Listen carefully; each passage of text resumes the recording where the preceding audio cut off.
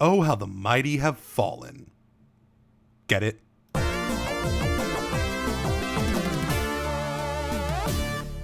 Hey guys, Trip here. It seems like yesterday that Mighty Number 9, the spiritual successor to Mega Man, was considered a success story. Fans were cheering for the return of classic platforming games. We were applauding the newfound freedom of a creator once shackled by corporate bureaucracy. MN9 was a vision of what crowdfunding could do in the right hands, that there was still room for smaller projects without the bloated budgets and focus groups of the AAA games industry. It was a rejection of games increasingly controlled by boardroom investors that didn't know the first thing about the games they make. We knew the games we wanted to play, and with the help of Kickstarter we were given a chance to fund them. Then shit hit the fan. When Mighty Number 9 was released in June of this year, it was met with scathing criticism from professionals and consumers alike. The final release was marred by mediocre gameplay, a stark change in art design, and bizarre, often insulting statements from the developers. So what the hell happened? How did Mighty Number 9 go from the golden god of crowdfunding to a perfect example of everything wrong with it? How do we prevent this from happening again? What does this mean for the future of crowdfunding? Well, let's take a look. Announced back in 2013, Mighty Number 9 was a side-scrolling platformer harkening back to the mascot adventure games of the 80s and 90s. More specifically, it was a giant middle finger to big-budget publishers and their billionaire investors. Capcom, the company that created Mega Man, seemed intent on ignoring its flagship series, preferring the bloated direction of mediocre games like Resident Evil 6. I've talked before about the cynicism and distrust between gamers and game publishers. Many gamers are tired of the AAA industry's lack of innovation, creativity, and respect for the consumer. But now, with the help of crowdfunding, we could be the investors. If Capcom wasn't going to make a new Mega Man, then we'd make our own, with the help of one of its original creators. Keiji Inafune, a man commonly considered the father of Mega Man, even if it's blatantly untrue, was spearheading the project, promising a game that called back to the glory days of the little blue robot. This actually isn't a unique story. Since the inception of Kickstarter, we've seen numerous high-profile developers flee their employers in favor of independent development.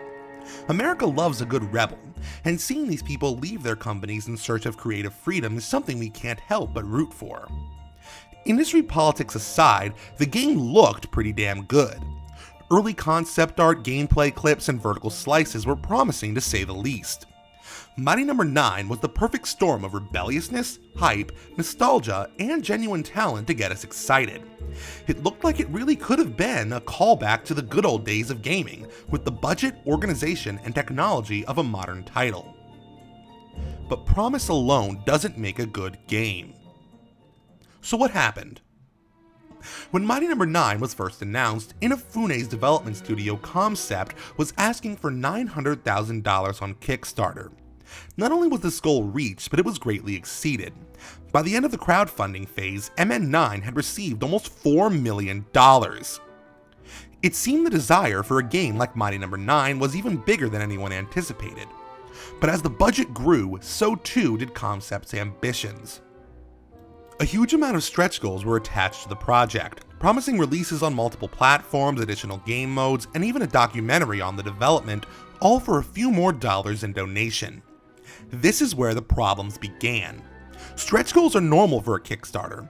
They're a way to encourage additional donations in return for special features on the final product. But there's a balancing act between adding goals to increase your budget and having the time, organization, and infrastructure to carry them out.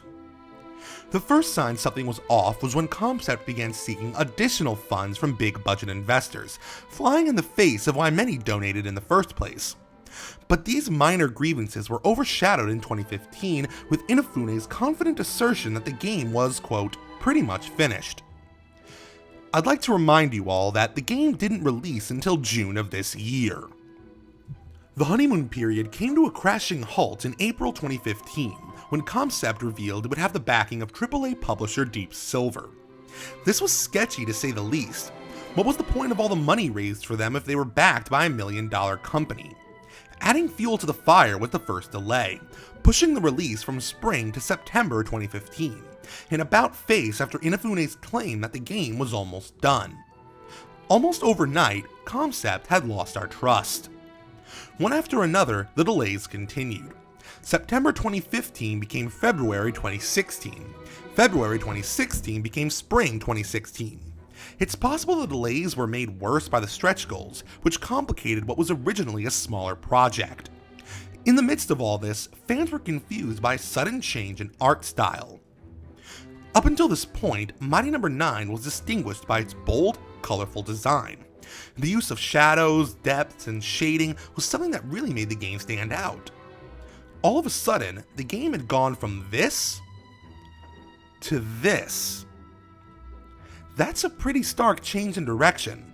The colors are washed out, the shadows are gone, it looks less like a moving comic and more like a poorly animated CG movie. The change in art direction, funding, and release dates caused many to wonder if they were ever getting the game they paid for. As if to slap his fans in the face, Inafune announced 2 more projects being funded on Kickstarter, a game called Red Ash and an anime based on it, in the midst of Mighty No. 9's troubled development. Predictably, the Kickstarter for the game was a failure, but we soon learned the game was being funded by Chinese developer Fuse. It seemed the story of Mighty No. 9 was repeating itself before the game had even released. This was the final straw for a lot of people. Concept had lost any semblance of credibility, trust, or respect from the community at large. Many of those who hadn't forgotten about it were actively rooting for its failure. Things only got worse with Deep Silver's cringeworthy ad campaign, featuring an over-the-top narrator trying to sound cool for millennials. One line in particular quickly achieved meme status. And make the bad guys cry like an anime fan on prom night. I'd like to remind you that this is a game about anime characters that's making fun of anime fans. What? But if you thought Mighty No. 9 was done insulting its target demographic, then you have too much faith in these developers. As Mighty No. 9 was nearing its release date, Inafune addressed the concerns of his fanbase, stating that if they don't like the game, then it's still, quote, better than nothing. Now, to be fair, it turns out he was mistranslated by one of his co-workers, but it's still an insulting thing for anyone on the team to say to its own consumers. On June 21st, 2016, Mighty No. 9 released, without so much as a sigh and a whimper, a far cry from the excitement displayed during its announcement. Indeed, many of the fans had lost faith in the game months or even years earlier. Its lukewarm release and mediocre gameplay felt more like the fulfillment of a contractual obligation than a genuine attempt to make a compelling game. But the problems didn't end there. The game's launch was just as much of a disaster as its development. Kickstarter backers were getting broken game keys, some were getting the wrong backer rewards, stretch goals like the Xbox 360 version were delayed indefinitely, and the Wii U version literally breaks people's consoles. And that's the story of Mighty No. 9, a game that literally broke our dreams.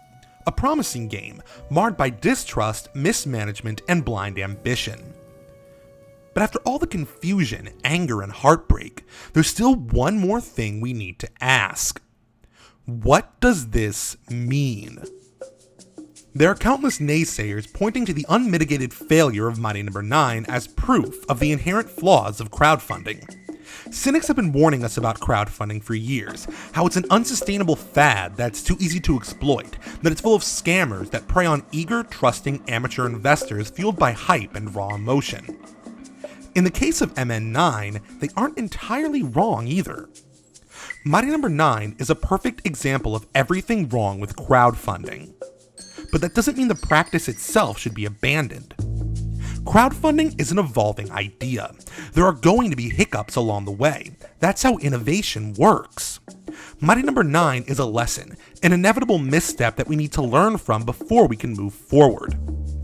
Crowdfunding has always had 3 major purposes. 1.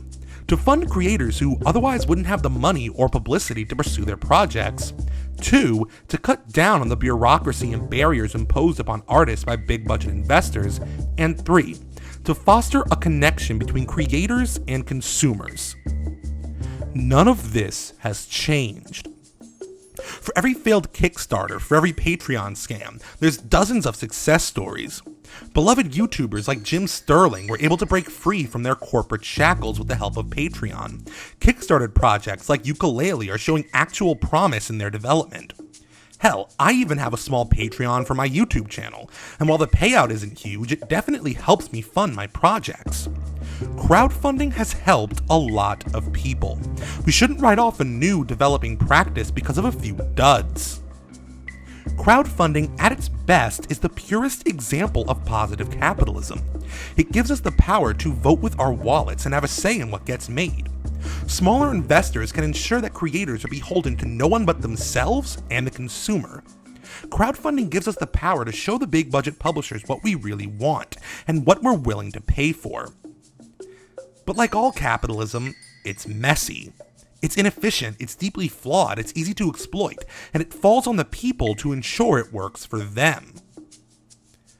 So what do we do next time? How do we avoid another mighty number 9? We need to ensure that crowdfunding works for us. Right now, crowdfunding is a bit like the Wild West. There are definite rules, but there's still a lot of gray area and confusion because our laws haven't caught up with our innovations. As time goes on, laws and regulations are going to develop, and we need to make sure they're on our side. We need to protect our right to fight against scams and false advertising. We need clear guidelines on what crowdfunders can and can't do. At the same time, we want to fight against the kind of red tape and rigid organization that drove us away from the big budget producers in the first place. It's a constant balancing act, and if we want crowdfunding to work, we have to stay vigilant. Even so, no amount of regulation can weed out every bad project, and we need to consider what we're willing to risk and what we're willing to lose. We have to be wary of any project that's offering us the world, especially if it's coming from a smaller group of developers that don't have a solid track record working on their own. Money on its own can't make a good game. In a way, crowdfunding is similar to a traditional investment, and we need to start treating it that way. We may not be able to stop another mighty number 9, but hopefully we can set up an infrastructure that helps us avoid them. At the same time, we need to put a spotlight on the projects that work, the ones that deliver on their promises and provide a valuable service in return for our money. If we can do that, then the future of crowdfunding might be brighter than we think. But hey, that's just my opinion. Hey guys, Trip here. If you liked that video, why not watch some more? Hit that like button and make sure to share this video on social media. If you want more psychotrip, check out my Patreon. There you can find all of my videos, as well as links to articles I've written for Comicsverse. If you like what you see, think about donating $1 or $2. And hey, if you don't like it, at least it's better than nothing. Thanks for watching, and I'll see you next time.